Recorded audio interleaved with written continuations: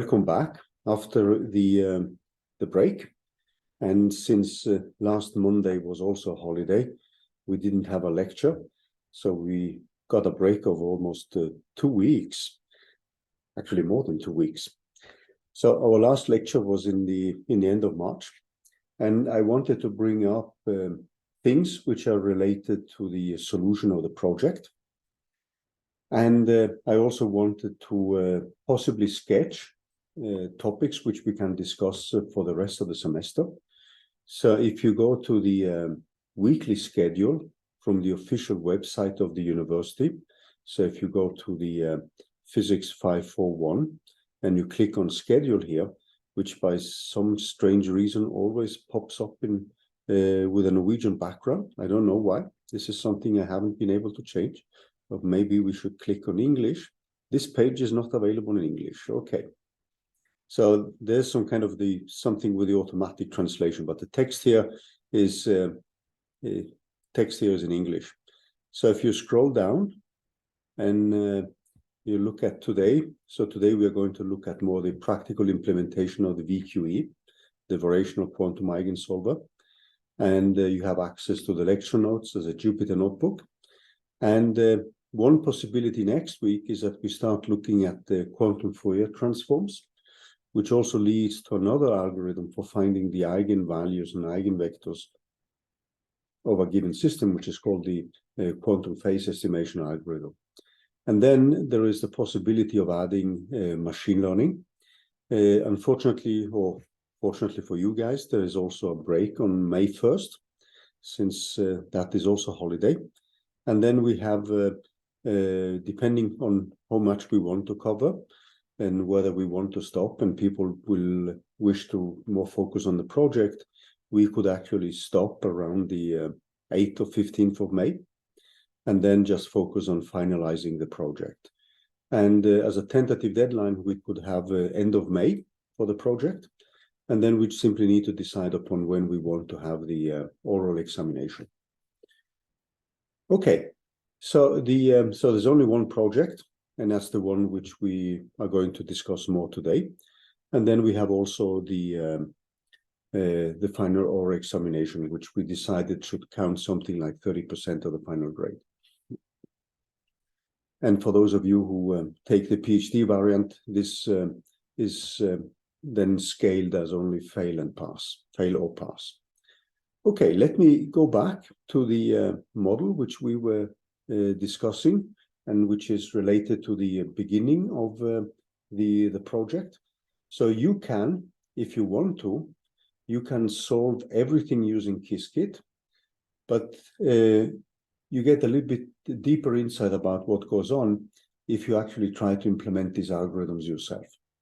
And what I wanted to give you first is a reminder of the VQE method, this variational quantum eigensolver, which is the standard algorithm for finding eigenvalues of many particle systems. And then how we can actually simulate efficiently Hamiltonians on a quantum computer with this VQE method. In our case, this is going to be simulations on our own computers. There is a very nice review article. And this review article has a picture which I snatched from the article, which gives you the overarching view of the VQE method, which also involves the discussion of gradient descent methods. And this is something which we'll also mention during today's lecture. So the optimization part is done typically in a classical way. So just to give you an example on the VQE and how we are going to proceed. So what we have done with the Lipkin model is that we have rewritten our Hamiltonian from a second quantization, and we have encoded that in terms of Pauli operators. Then what you will typically do then is to group these Pauli operators in terms of some kind of measurement weighting.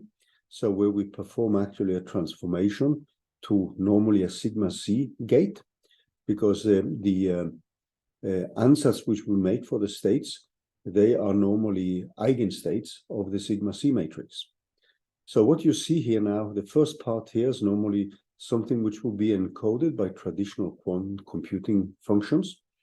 And when you're calculating the observables, that means that you end up computing a series of computations of expectation values with these Pauli matrices. So this is this part you see here. And in the optimization part, there is the need to calculate a gradient. And that gradient is something which we can do with a gradient descent. And we're going to go through the practical and useful implementation of it. And then we have what we might call the quantum computing part. So you would initialize the state in terms of a set of qubits. So we would typically initialize that with a qubit 0. That's a pretty common ansatz for that. And then we have the ansatz and state preparation. And then we rotate this to the measurement basis. And then we have a series of Pauli strings, which then lay the foundation for the calculation of the expectation values. And these are the quantities which then enter this traditional computing functions, which then lead to the implementation of a standard gradient descent method, or we can have a stochastic gradient descent, etc., etc. And since I know that many of you, or basically all of you here, have taken a course on machine learning, you're pretty familiar with many of these optimization methods. But I'm going to remind you of the technicalities here. Now, what we did on March 27th, the week of March 27th and March 31, was actually to look at the implementation of these methods for the 2x2 matrix.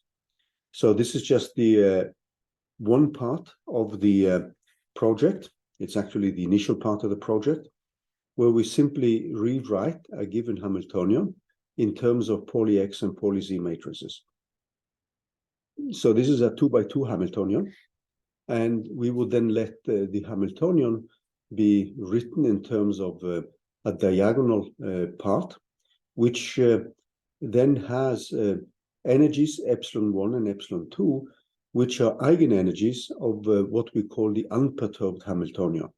And in our case, the eigenstates are going to be the qubit 0 and the qubit 1 states. Or if we want to deal with spins, this could be spin up and spin down states. We have just a 2x2 matrix, so that obviously gives only 2 eigenvectors. And then we have a interaction piece, which is given in terms of these matrix elements. So the total Hamiltonian then contains matrix elements along the diagonal and non-diagonal matrix elements. And what we also have then is that this H0 acting on the computational basis state 0 has eigenvalue E1, and acting on the other computational basis state 1 has an eigenvalue E2 with the eigenvector 1. And these can be written out in terms of the standard 1 qubit basis states, which then are normally rewritten in terms of this Pauli spinos, with 1 and 0 and 0 and 1 as elements.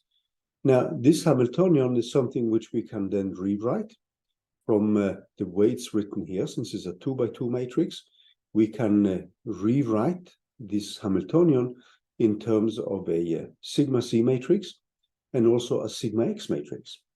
And the way this is done is simply to take the H0 part, which is often called the unperturbed part or the non-interacting part. And that is essentially because the interaction matrix element has now been placed in this matrix H1, so HI, I for interaction.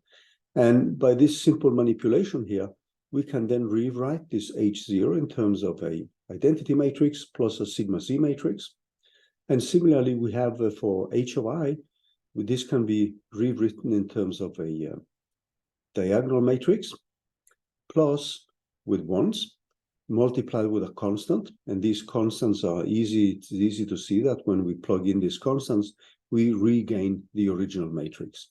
So this WC is simply V11 minus V22 divided by 2. And this WX represents the non-diagonal matrix elements. And we have assumed that this is a symmetric matrix. And we're actually going to assume that this is a Hermitian matrix, actually. And we can then play around with different strength parameters if we want to, and see how the system develops. Actually, this system has an avoided crossing at roughly lambda equal 0.67. And the parameters are those which I've set here, and then you can simply diagonalize. So what you will find is a first benchmark calculation where I'm simply setting up this Hamiltonian with a chosen set of parameters. And then I simply print the lowest eigenvalues. So this is not very exciting. And this is the eigenvalue which we are going to target with the VQE method. So this is part one. And it also forms part of the project which we are dealing with. Then the next thing we do now is to rewrite it as we did up here. If we now scroll slowly back again, we rewrite H0 and H of I in terms of the Pauli X and the Pauli Z matrices. So that means that we plug in these expressions here, and then we simply check that we get back the same eigenvalues. So I have defined also the Pauli Y matrix in terms of X, Y, and C here, and I do the identity matrix. And you see now the Hamiltonian here is simply given by epsilon plus C times I, and then I have the terms which are written in terms of the C matrix, and then I have a further term which now is multiplied with the Pauli X matrix. And then clearly if I diagonalize, I should get the same eigenvalues I had before. So no surprise. Now, the thing we discussed last time with the VQE was actually how we would implement that. And since this is going to be given by a 1-qubit system, we can now, and you can see that immediately because it's a 2-by-2 matrix, and the eigenstates are given by either a qubit in the state 0 or a qubit in the state 1. So we can easily describe this 2-by-2 matrix in terms of a 1-qubit system. That means that we can set up an ansatz for the trial wave function for the exact solution of that problem in terms of a state which is defined on the Bloch sphere. And that state on the Bloch sphere can be represented by 2 of those rotation matrices. So let me quickly remind you about these rotation matrices. And these are the matrices which are written in terms of Pauli X and Pauli Y and Pauli Z matrices. So let's switch quickly to the whiteboard, and then we go back again here. So let me remind you of how we ended up with an expression for these Pauli X, Pauli Y, and Pauli Z matrices which define rotations. So what we have are the so-called rotation matrices, and the matrix which we call for Pauli rotation around the x-axis is given by e to the minus I. We have an angle theta divided by 2 multiplied with sigma x. So this is a rotation around the x-axis.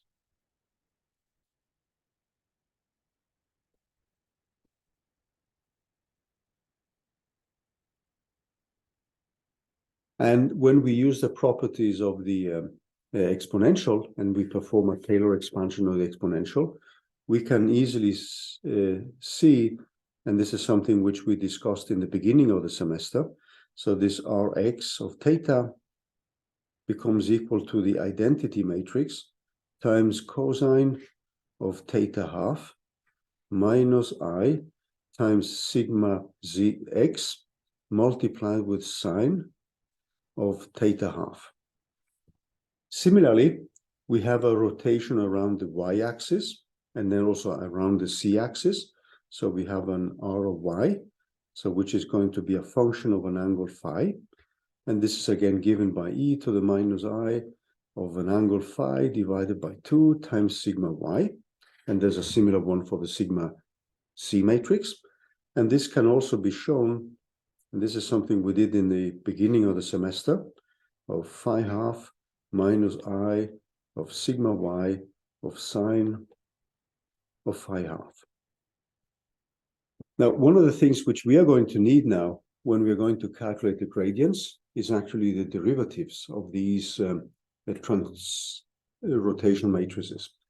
So what we are going to make an ansatz now for the 1 qubit state, and we are going to apply this also for 2 qubit states for the Lipkin model. So for the 1 qubit state,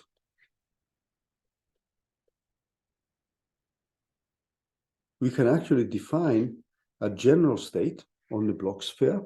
Remember now that when we have bit 0 and bit 1, that represents states which are on the north pole or the south pole or the Bloch sphere. So we have a general state, a general qubit state. Have a general state on the Bloch sphere.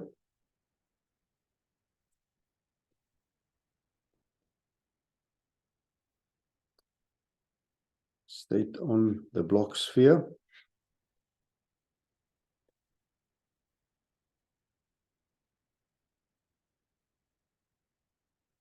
And that general state is given by a psi, which then can be written as a combination of a rotation around an angle theta along the x-axis and an angle phi on the y-axis. And this can now be multiplied with one of these qubit states. So we are now assuming that this qubit state 0 is the one which corresponds to the lowest lying state for the unperturbed part of the Hamiltonian.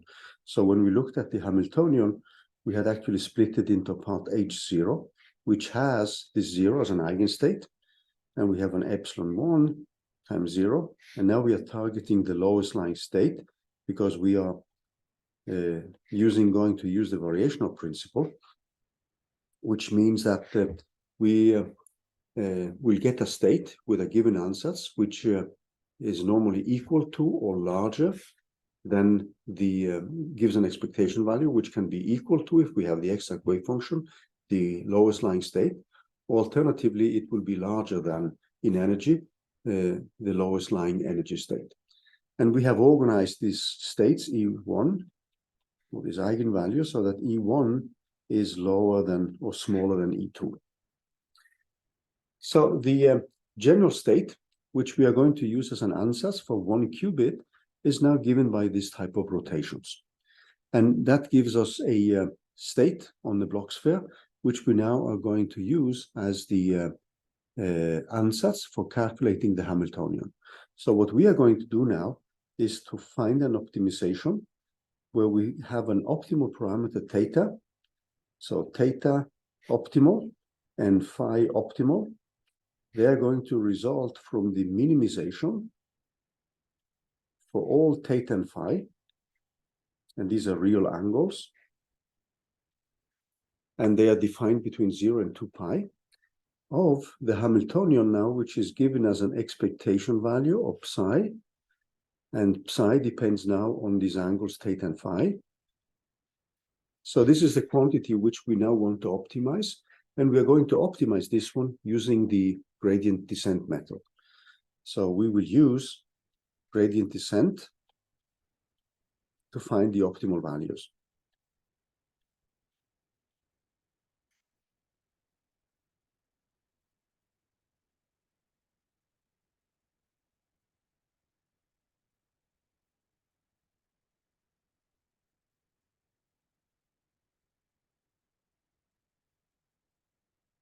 So in the project, this is actually one of the things you are tasked with in order actually to find this expectation value of the energies using the variational quantum eigensolver.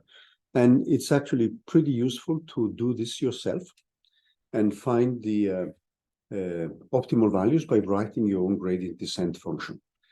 You can perform the rotations using either Qiskit, or you can actually write your own function. And normally, I recommend writing your own function, in particular because the problems which we are looking at are actually pretty simple. So we can actually follow these problems through simple matrix multiplications and matrix vector multiplications. So this is what we need. And in our case, this expectation value now is going to be given by psi of this h of psi, and that's going to be given by the expectation value of 0. And then I have this rotation matrices. So I have an Rx of theta, an Ry of phi, and I'm going to put this in terms of a complex conjugation multiplied with a Hamiltonian, and this is again multiplied with Rx of theta of Ry of phi, acting on the state 0.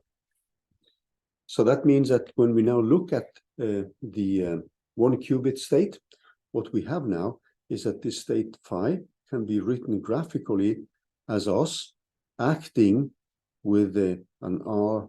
So it's normally written with the last one here. So we have a phi, and then we have an Rx of theta. So let me just quickly rewrite this in terms of a diagram. So we would have a state 0, and then we have an Rx of theta, and then finally we have an Ry of phi. So that gives us our new state, the psi, which is the one we want to compute here. Now, if we now go back to the slides, let us look at some of the technicalities which we need to think of when we are going to set up a program. So, having said this, when we now are going to implement the VQE, we are going to use this representation of the state. And now a Hamiltonian, the expectation value we want to calculate for this simple 2x2 matrix, and this is actually something which represents the two first exercises in the project. We need to calculate this expectation value here. Now, this is something which is pretty easy to set up because we just have 2x2 matrices given by the Pauli matrices and the identity matrix. So the need to set up the calculation of Rx and Ry. And I have an example here where I'm simply setting this up. And one of the things I had forgotten when I set up the original code was actually to multiply one of these with the imaginary number I. So we have here I'm just fixing an angle. So I say that theta, so I just give it as a value, is pi half. And then I have phi, which is given by 0.2 times pi. So the rotation matrices are given by this. I get a new basis. So the original basis is basis 0, which is simply 1, 0, and 1 is 0, 1. And then my new basis is simply given in terms of this product here of Rx multiplied with the basis state. We perform a rotation, and then I have a new rotation along the y-axis. And then I can actually calculate the expectation value of the Hamiltonian. So you see now that what I'm doing is simply to perform matrix and matrix vector multiplications. So I have my new basis, which is now this rotated basis you see here. I calculate the matrix vector multiplications, Hamiltonian times the new basis. And then I have the Hermitian conjugate of new basis. And you see then that the eigenstate which I get is given by 2. This is the real part, and then it has an imaginary part, which is 0. So remember now that these Hermitian matrices, they should produce real eigenvalues. So this is actually not a very impressive result, as you can see. So one of the things you could do now, which is also not very smart, what I'm doing here, but I'm going to step you through this thing so that you can start seeing how we are going to implement the variational quantum eigensolver. So one thing you could do now is simply to set up a set of angles and then perform the computations of these. And by setting up the angles here, you can now set them up as a predetermined array, or you could run this as an experiment again and again, where you then define the angles in as random numbers between 0 and 2 pi. That's also possible, or 0 and pi here, as I'm doing. And then set up these expectation values and let the angles now just simply be given by this array, which is prefixed. And then by this, you calculate the energy in the same way as before. So you're just looping over these possible angles for theta and phi. And then get the new basis, calculate the energy. And here I take the difference between the exact result and the eigenvalues which I'm getting from this kind of variational ansatz. And then I plot the difference here. So I actually write out the minimum difference, and that gives us something which is not exactly 0, but it's a little bit better than the number we got here, which is 2, whereas what we want, if we go back, is 0.98 for that specific system. So you see now that what I'm presenting here is not a very, how to say, it's not the best way of doing things, and it's not very impressive, the result. And this is where we are going to change this function which you see here with a gradient descent, so that we actually calculate the gradients and try to optimize the problem so that we have the best possible values for theta and phi. And with that, what we can do now is actually to enter into the setup of a gradient descent. And this is something which you will need. If we go back to that image which we had in the beginning of the lecture today, if you look at this image, there is going to be what we might call a quantum computing part, where we now perform all these rotations. We get to the rotation to the measurement basis, and we are coming back to smarter ways of doing this. So the first approach now is going to be a pretty brute force one, where we simply calculate the matrix and matrix vector products and compute the eigenvalues. And in so doing, we need to set up the derivatives, and the gradient descent method for the different angles is now given by the new update here, which contains the old value, and the derivative of the gradient of the energy as a function of this variable theta and phi, multiplied with a parameter alpha, which is normally called a learning rate. So everything you have seen in a standard machine learning course on optimization problem with gradient descent with and without momentum, stochastic gradient descent with a scheduler for updating the learning rate alpha as a function of number of iterations in the gradient descent method.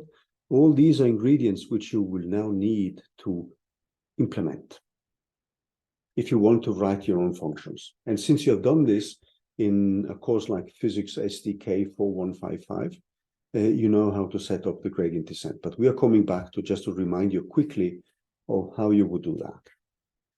Then, when we're done with that, we can then start thinking of smarter ways of calculating the expectation values. So right now, we are just going to, in a very brute force way, we are going to calculate the expectation value of the energy using the expressions which you see here. So this one. And we are going to calculate the derivatives of these, having performed these rotations along the x and the y axis, because this gives us the kind of general state on a block sphere. And then we can optimize the angles so that we can actually get the energy which corresponds to the exact energy, because a general 1 qubit state has a general representation on the block sphere. So what we are now looking after are the angles which represent the solution to that 2x2 matrix problem.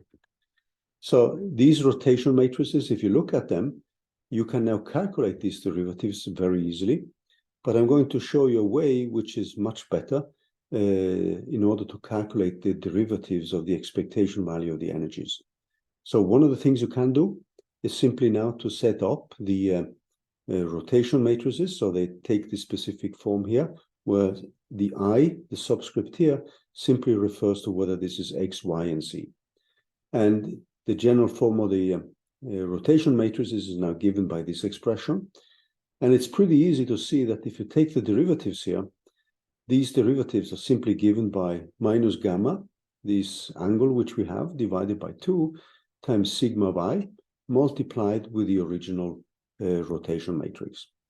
So that means that when we now calculate these derivatives, what we need then, if we now take the derivative with respect to the angle theta, what we get then, so theta is related to the transformation along the x-axis, we get the sigma x here multiplied with the original ansatz which we had.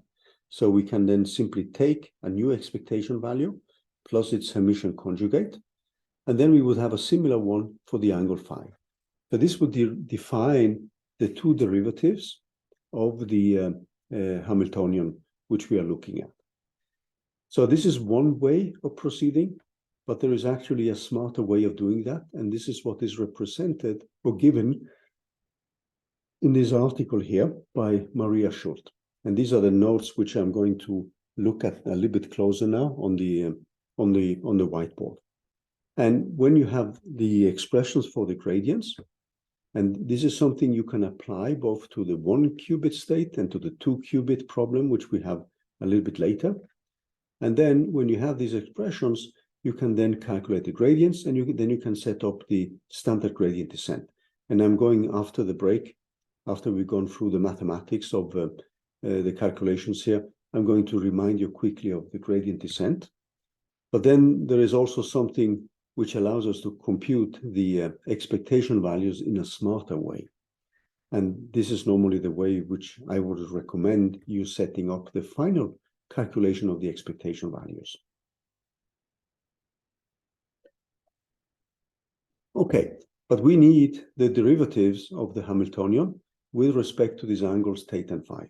So let's go back to the whiteboard and set up the machinery which results from the article from Hjorth and et al.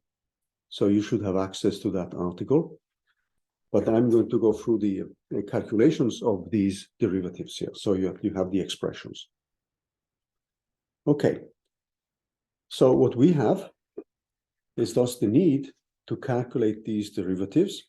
So we will need a general, so I'm going to let this Rx and Ry to be represented by a matrix Ri. And this is going to be a matrix which now depends on a specific angle. And then we don't need to specify whether this is a sigma x, sigma y, or sigma c matrix. So I stands simply for x, y, and z. Then what we have, and I'm going to write this in a slightly more general way. So if we now write this matrix of phi here, this is e to the minus I, and then I have a phi half of sigma I. And I'm going to rewrite this in a more generic way. So I'm going to write it as an R in the notation here, as a matrix which is just e to the I of some phi multiplied with an operator G. And this operator G can be one of the Pauli matrices. And now you see that this is one of the Pauli matrices multiplied with a factor of a half. So G could be sigma x divided by 2. It could be sigma y divided by 2, etc. So it could be any type of such matrices like the Pauli matrices or more complicated matrices, which still respect unitarity when we are setting up the final rotations here. So this has a minus sign. And we know then that this d of r of d phi is equal to minus I of G of e to the minus I of phi times G, which is simply minus I times G of R of phi. Now, when we now go back to specific expectation value, we can then simplify things. We are now going to just simplify things to just one angle. So let us now look at this state psi multiplied with a Hamiltonian and psi, the expectation value, which we then can rewrite in terms of this matrix R and the Hermitian conjugate multiplied with H times R of 0. And then we have defined this psi now to be given by this rotation matrix R, and where we now don't specify whether this is a sigma X, sigma Y, or whatever kind of matrix, multiplied with this state 0 here. So this is now the ansatz we've made for this specific state. Now, what we need now is then obviously to find the derivatives. So we will need a d of d phi in order to calculate the gradients. And we need the expectation value of this quantity R plus, or the Hermitian conjugate of R of 0. And this is going to be given by 0, and then we have R, and then we have H, and then we have the derivative of this phi with respect to phi of R, and then this is multiplied with 0 here, plus, obviously, the Hermitian conjugate, because we have two places where we have a dependence on the variable phi. So that's the first step. Now, what this means is that if we now plug in the derivative of that matrix, this becomes simply equal to 0, and then we have an R Hermitian conjugate, and then we have minus I of G multiplied with R of 0 plus the Hermitian conjugate. And you can see that you can rewrite this as psi times H multiplied minus I of G of psi plus the Hermitian conjugate. Now, there's a very useful thing here now, which we can use in order to rewrite the expression for these derivatives in terms of more compact representation. So one thing, if we now have the product of, suppose we have this expression here, and we have a general operator A, and we have an operator B, and an operator C, and we want to calculate this expectation value, plus its Hermitian conjugate. So if you look at what we have put in here, in this expression here, this is close to an expression like this. If we now replace H with B, and then we can now take psi here. This is not necessarily the same as this psi. We could think of psi here, which we have here, we're acting with C as this rotation matrix multiplied with the 0 qubit state, just to give you an example. Now, this is something we can rewrite in terms of a factor of a half. And then we have psi, and then we have A plus C, Hermitian conjugate, multiplied with B of A plus C. And you will see why in just a few moments, why this is a very useful relation to use. And minus, and we have psi. So if we multiply out, you will see that you get back to the original expression. So in the beginning, it looks a little bit like a strange way of rewriting this expectation value. So that's the first part, which we need now. So what we are going to look at is the following. So we can now define A in terms of the identity matrix. We're going to define B as our Hamiltonian. And we are going to define C, this in terms of minus I, and I'm going to define this as an R inverse multiplied with this operator G, which in our case can be a Pauli matrix, Pauli X, Pauli C, Pauli Y matrix. And we have now assumed the following. We have assumed that this matrix G has two distinct eigenvalues.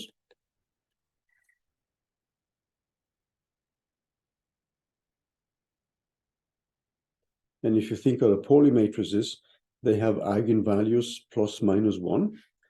And this has two distinct eigenvalues, which we now label as plus minus R here. So the eigenvalues of a Pauli matrix, if you take now the Pauli C matrix, has eigenvalues 1 and -1. So just think of the Pauli Z matrix, just to give you one example, that is given by 1, 0, -1.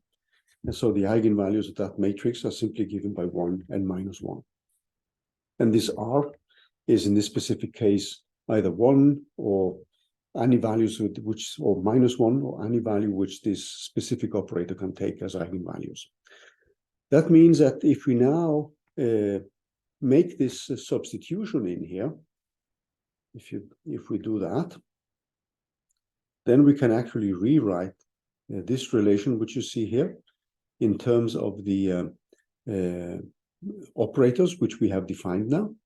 So if we look at that specific case, what we get now is that the d of d phi of the Hamiltonian, which we have as a function of phi, is now given by r divided by 2. And I'm going to get psi, and then I have the identity matrix minus I, and then I have the inverse of the eigenvalue times g, emission conjugate, multiplied with the Hamiltonian, and then this is multiplied with I minus I of r minus 1 times g, multiplied with psi, and then I have minus, and then psi, and this has 1, the identity matrix, plus I of r minus 1 times g, emission conjugate times h, multiplied with 1, the identity matrix, plus I of r minus 1 times g, and this takes psi, and finally we have the last parenthesis. So this matrix or this equation can actually be simplified further if you now recall that you can rewrite this function e to the minus I of phi of g. You can rewrite that one in terms of 1, and then you have a cosine of r times phi. So remember now that the way we define the Pauli matrices, the rotation around an x-axis and y-axis and the z-axis, was now given in terms of this g, which was the Pauli matrix divided by 2. So that means that we get an eigenvalue r in that case, which is plus minus a half.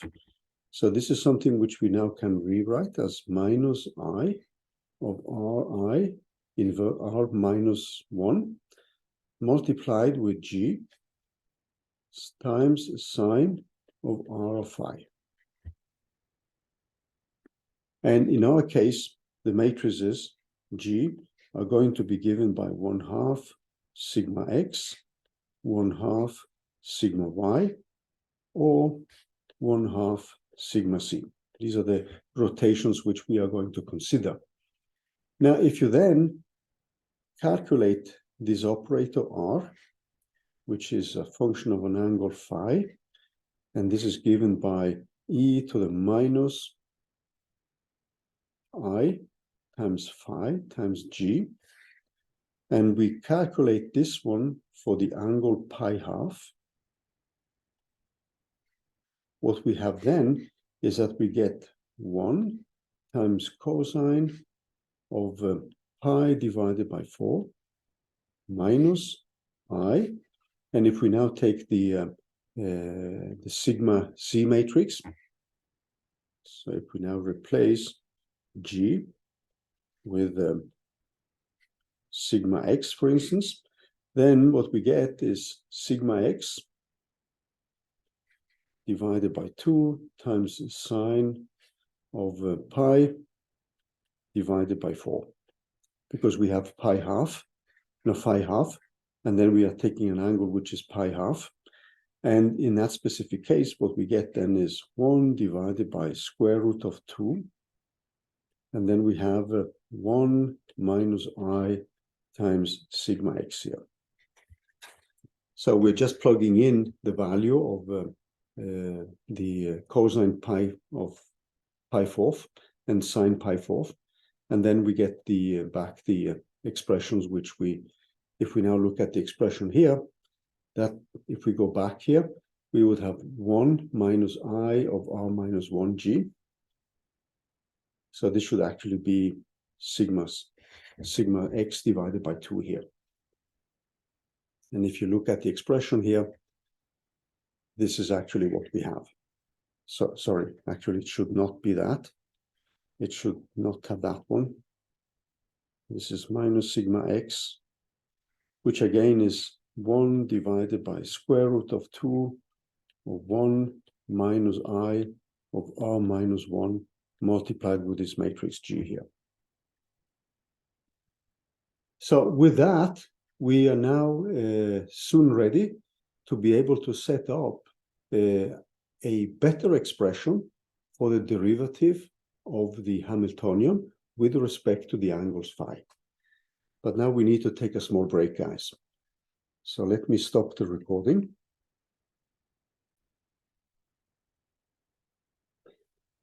So if we now look at the expressions which we have used when we now rewrote the derivative of the Hamiltonian. So this is the derivative of the Hamiltonian here. And we used this kind of strange way of rewriting an expectation value here of free operators.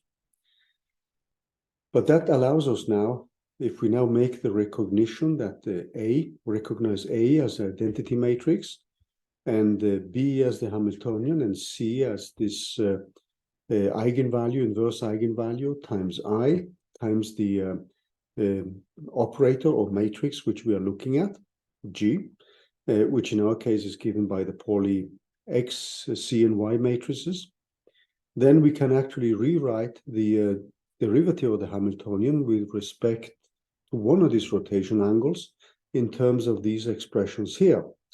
Now, if we then go back to the expression for the transformation which we are making, which brings a given qubit into a general point on the block sphere, then using the Pauli matrices, we can actually show that this expression is given in terms of the rotation operator G and the eigenvalue of that specific operator, the inverse of that one, and the identity matrix.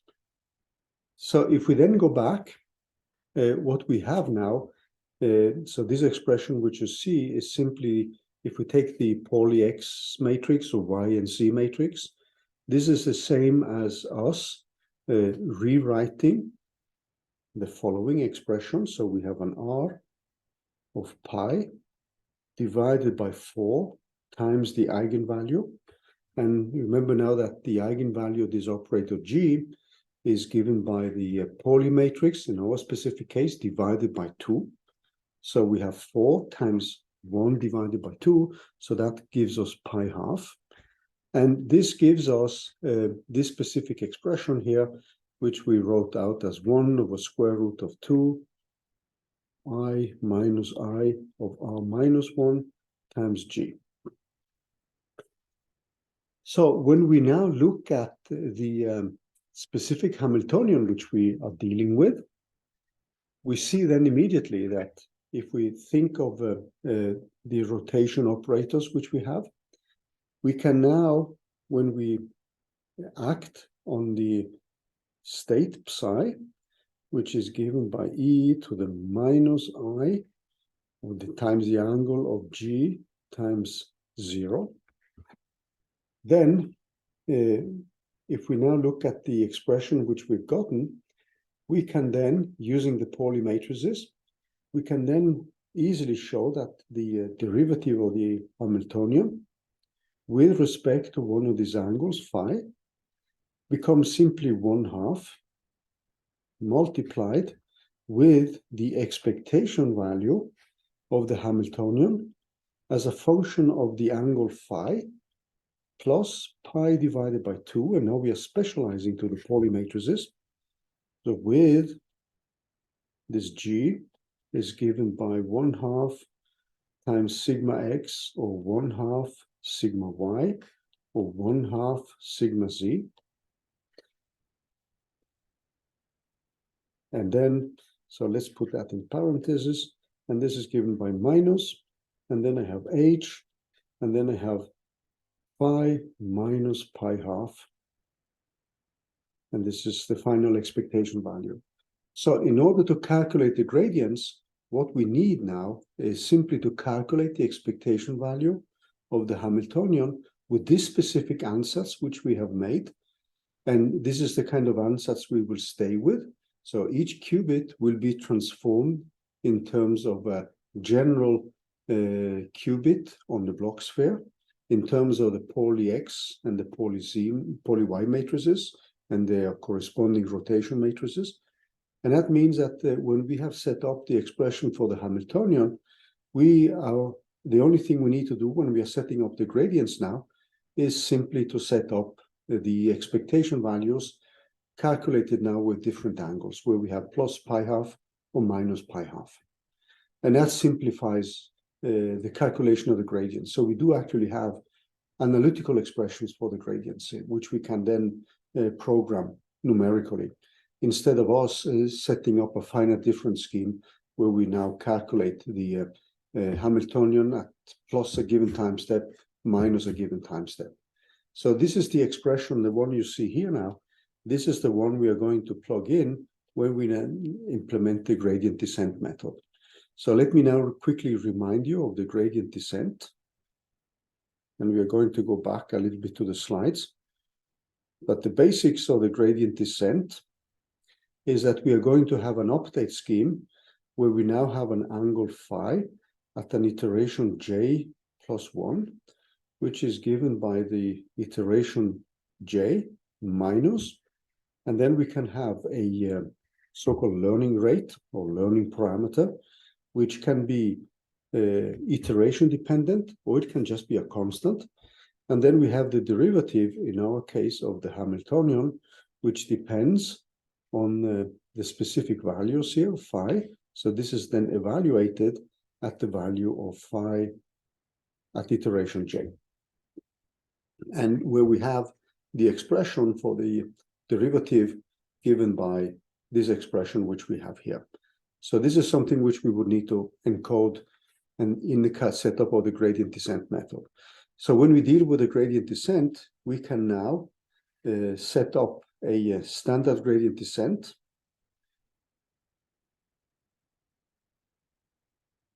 So we're going to shorten this to GD. And this is just a quick reminder.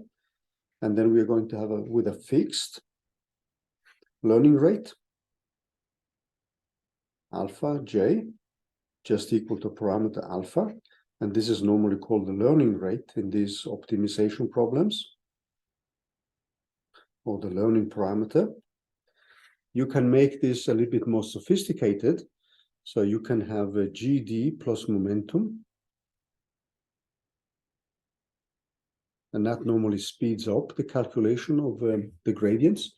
And this becomes important, especially since we don't want to have too many evaluations of gradients when we do implement a quantum computing algorithm, due to the fact that these are operations of quantum mechanical systems, which can easily lead to accumulation of noise and many other errors which accumulate. We can do a stochastic gradient descent, stochastic GD, and that means that we would need to introduce quantities like epochs and batch sizes, etc. For our specific case, I mean, the implementation of a simple gradient descent plus momentum is good enough. Eventually, we can have a gradient descent where we include some adaptive learning rates. So, and the typical adaptive learning rates are ADA grad, but there's nothing which hinders us from doing that with the standard gradient descent as well. We can do a root mean square propagation to update the learning rate. So this is normally RMS prop. There are other algorithms like ADAM, adaptive gradient adaptive learning rate with momentum. So these all give us some kind of iteration dependent parameter alpha j. So in the calculations here, since we are going to have pretty few parameters. I mean, we can actually set up most of the calculations with a standard gradient descent, but we could also, in this specific case, we could use instead of the standard gradient descent, we could actually use one of the methods which try to estimate the second derivative. And you know that this parameter alpha j is actually given by the inverse of the second derivative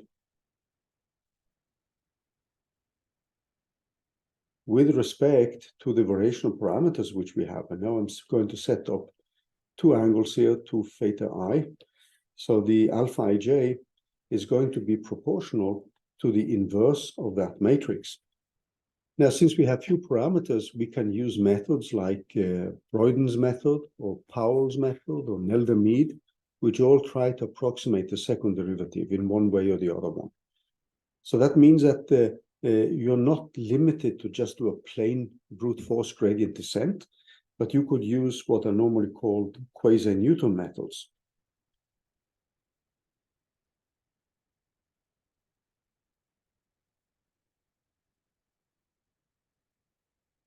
So here we have methods like Powell, we have Broyden et al., etc. So what you would need to set up when you're dealing with a project is actually the expressions for the gradients. And then you can choose to use the functionality of scientific Python. And in SciPy, you have functions to find the minimum. And this is actually what we need to minimize. It's an optimization problem where we're minimizing a function, which in our case is the energy expectation value, and with a specific answers for the trial wave function. And these trial wave functions are now given by these qubits represented by a arbitrary point on the block sphere. Now, these qubits can then, when you're setting up the angles, what you would typically do then is to perform a repeated set of experiments where you could now run over many different starting points, and then you would take the final average of all these expectation values. So remember now that we're actually calculating the expectation value of the energy as a function of these angles. And a typical way to do that is to repeat this type of calculations again and again, and with different random starting points. And then you would take the final average of all the measurements which you have made. So that's one possible way of setting up the machinery here. So in the if we now go back to the Jupyter notebooks, so let's do that.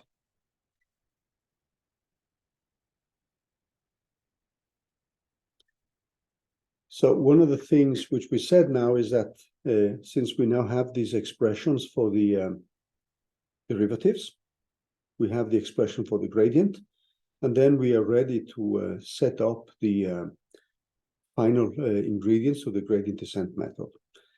Now you can, as I said, you can set up all these operations with Qiskit, with the Pauli matrices and the expectation values, or you can write your own function. And just to give you an example here, before we go back a little bit to the gradient descent slides, I just wanted to say one thing about the way you would implement your Hamiltonian. So if you look at what we did in the previous step here, we went through in a very brute force way, and we performed the operations of the different Pauli matrices and set up this specific expectation value. Now, this is not the way you would do that in an actual measurement, because in an actual measurement, you are going to project out a specific expectation value in a given basis. Now, in our case, since we have chosen this computational basis with 0 and 1, we know that that basis is not an eigenbasis of sigma x. So let me try to explain briefly what that means.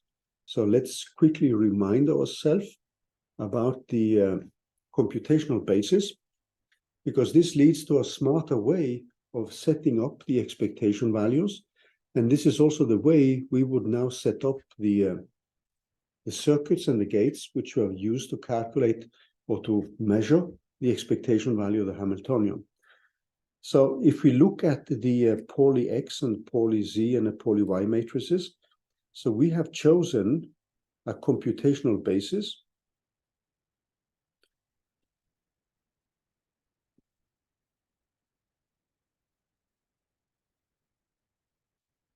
And this specific computational basis is given by 0, which is for this 1 qubit system is given by, it can be given by this state here. And then we have the state 1, which is given by 0 and 1.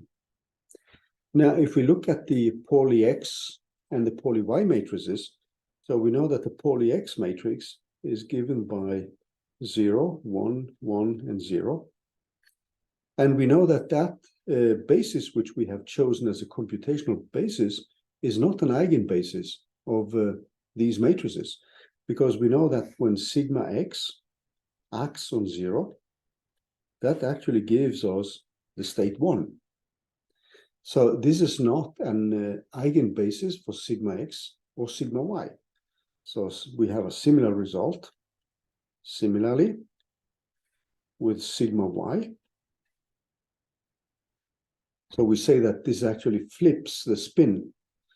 However, when we take sigma z, and that acts on 0, that gives us an eigenvalue plus 1 times 0. And if I act on 1, this gives me minus 1 multiplied with 1. So what we would say then is that sigma z and sigma z has state 1 and 0 as eigenstates with eigenvalues plus and minus 1.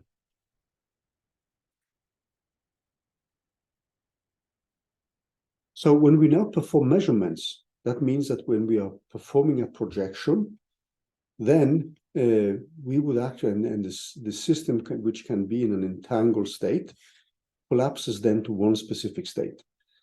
And our Hamiltonian is now proportional to a sigma z times a constant plus a sigma x times another constant.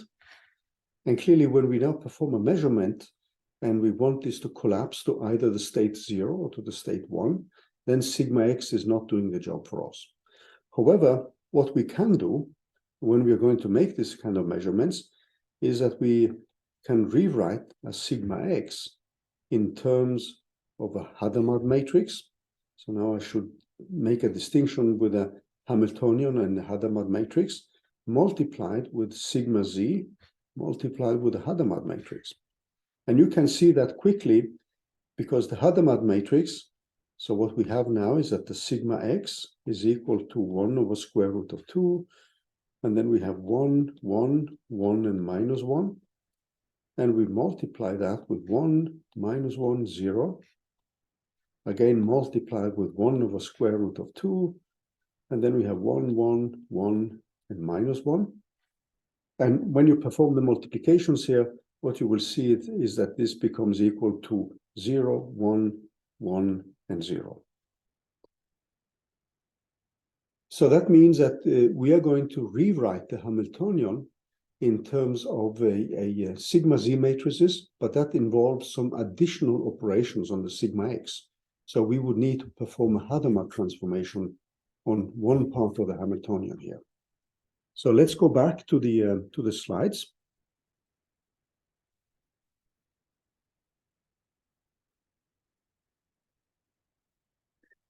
So if we now go back again.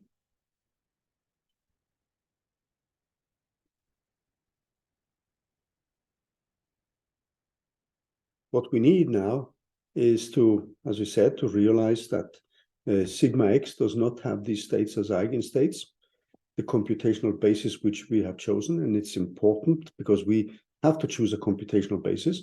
So what we will do then is simply to rewrite Pauli X matrix in terms of a C matrix and the Hadamard matrices. Similarly, if you're dealing with the Pauli Y matrix, that can also be rewritten in terms of a sigma Z matrix. But then you would also need the phase matrix here. So that means that the expectation value which we are going to look at when we now perform the measurements is actually given in terms of these three bits here. So which we can now rewrite as a constant here, C plus epsilon, and then we have the plane identity matrix. So when we are setting up the measurement of the Hamiltonian here, we are now going to have a sigma Z matrix multiplied with this ansatz, and then we have a Hadamard multiplied with the state which we have, and then another Hadamard multiplied with the state. The Hadamard matrices do not depend on the angles, so that does not change the derivatives. The derivatives would only depend on the angles which define the rotation for psi here. So what we need then, in principle, is actually just the capability to calculate expectation values of the sigma Z and the identity matrix. So these are things you need to think of when you're setting it up. If you're using Qiskit, Qiskit does this automatically for you. And that is a very useful thing to do, actually, to use Qiskit in order to compare Qiskit with your own code. So coming back to the other problems which we have similar 2-qubit system here. And when we want to implement the VQE in that specific case, we now have to be a little bit more careful because we have 2 qubits.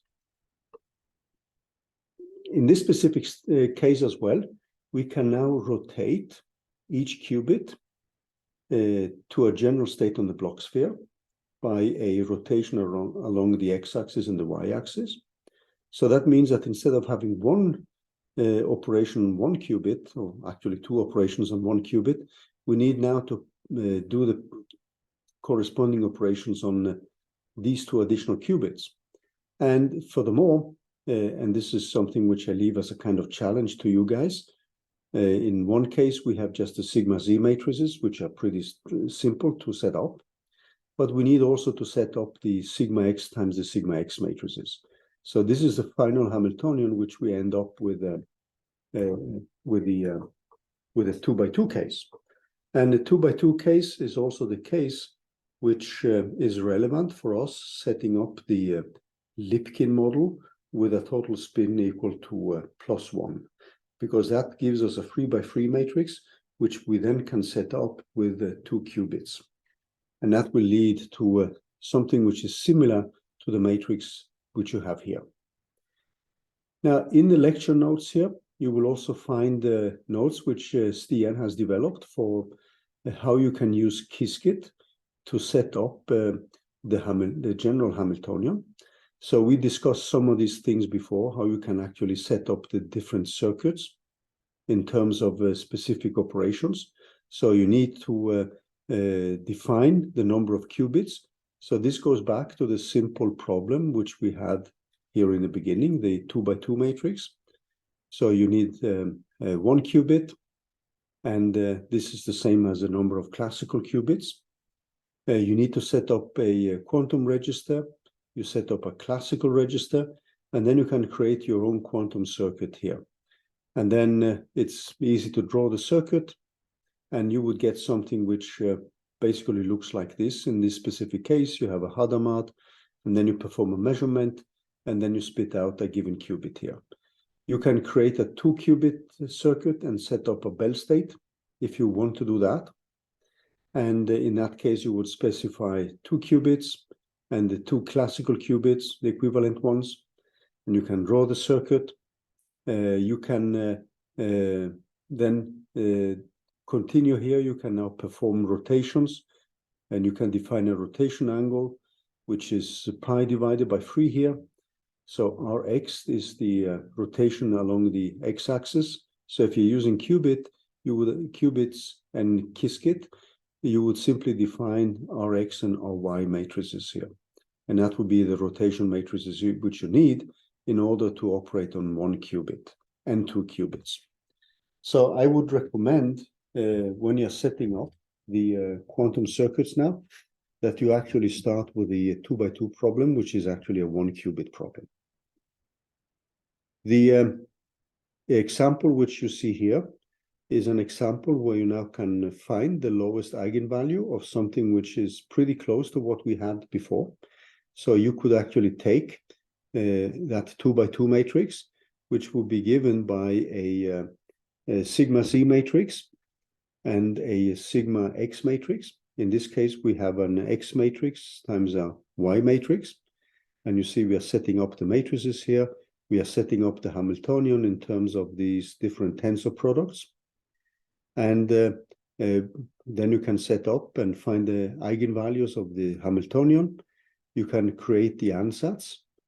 And in that case, you would now simply have an ansatz with given angles theta.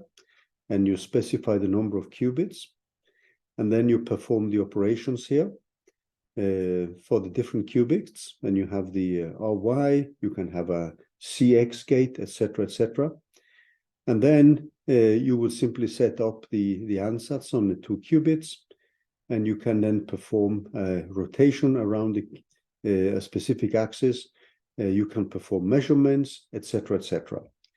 So I invite you to take a look at the examples which are given here, which Stian has developed, and play around with them a little bit and try to implement the simple Hamiltonian, the 2x2 Hamiltonian, which we put up, the matrix. And I would recommend to do that yourself by setting up the gradient descents. I'm going to put in examples on how this is going to look like.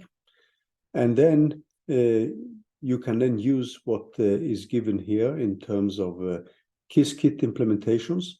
So you can get the energies for given rotational parameters.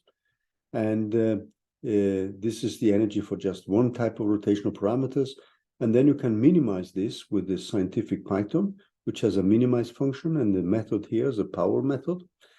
And that means that when you use these ansatz, you can then simply repeat this again and again. You can set up a number of epochs, which is a number of times you repeat the experiments. And you should get an eigenvalue, which is getting closer and closer to -2. So this is the type of results which you would get in for that specific Hamiltonian, which is given above, which is slightly different from the one which we started with. But that contains examples for a 2 qubit case. It's very easy to specialize this to a 1 qubit case, which then brings you back to the simple 2x2 matrix. And similarly for the 4x4 matrix, which then is going to mimic what you will see for the Lipkin model with spin equal to 1. Then it's pretty easy to actually set everything up with these recipes which you have here, and to use the variational quantum eigensolver and set up the gradients, etc., etc. I normally recommend to try to do that yourself. So you can now see that the angles here, what is done here in this expression, is actually the implementation of the gradients with the angle theta for which we, or this parameter from which we want to calculate the derivative of, plus pi half, minus pi half. So here we get the energy with the angle pi half, and here we have the energy with the angle minus pi half, and that gives you these two contributions here, which then define the gradient. And in this specific case, the learning rate is just put to 0.1. You can change that by using the standard techniques with the gradient descent methods. You can add momentum to this if you want to be more advanced, or you can simply now use any of these ready-made methods, like the, sorry, I went a little bit too fast here. You can use the standard, you can set up your own, or you can use the the minimization method, which follows scientific Python. So this is very much up to you, which kind of gradient descent method you want to implement. So the examples here should give you enough background so that you can, one, set up your own gradient descent and your own derivatives and your own expectation values, or alternatively, compare your code with scikit, with Qiskit, or just use Qiskit to set up the Hamiltonian and then solve the problems. As long as you have your Hamiltonian written in terms of sigma x, sigma y, and sigma c matrices. So if we then go back to the top of the lecture today, the figure which we have here gives you the basic procedure for the variational quantum eigensolver. So we have transformed already a Hamiltonian in terms of Pauli matrices. We are going to regroup them in terms of specific measurements, and they are often given in terms of sigma z matrices. So these are the expressions which we typically end up setting. So we have a rotation to a measurement basis. We then have a measurement. That means that we are calculating these expectation values, and this is what enters in here. And then we need to calculate the derivatives in order to optimize the and find the variational minimum. And this is done by a standard gradient descent. It can be a stochastic gradient descent or any of the standard gradient optimization methods. And then the quantum computing part is the one in yellow here. So we initialize the states, we perform the rotations. This is the ansatz and state preparation. And that is where we often have lots of research on how we do this in the most hardware efficient way. We rotate to a measurement basis, we perform the measurements, and then we have a call to a classical computation where we do the gradient optimization. And these are the basic steps which you need to implement. So my recommendation here is actually to look at the 2x2 case, this simple case which we have here, and find the derivatives. They are easy to set up, and write your own gradient descent algorithm where you use these expressions for the derivatives. So the expression for the derivatives are then given in terms of these quantities which you see here, where we have the expression in terms of the sigma x and the sigma y matrices plus the Hermitian conjugates. And we can calculate that one by simply calculating the expectation of the Hamiltonian with a given angle plus pi half. And then we have the other term which has minus pi half, which we subtract, and that gives us the gradients. So I'm going to stop here today. Next week, and also feel free to send me inputs about what you would like to hear about. I'm going to add programs which do the calculation of this 2x2 case, so you can look at that specific example while you're developing your own codes for finding the eigenvalues of the system. But you should have enough information here, both with the Qiskit examples and the expressions to program, that it shouldn't be that difficult to get started.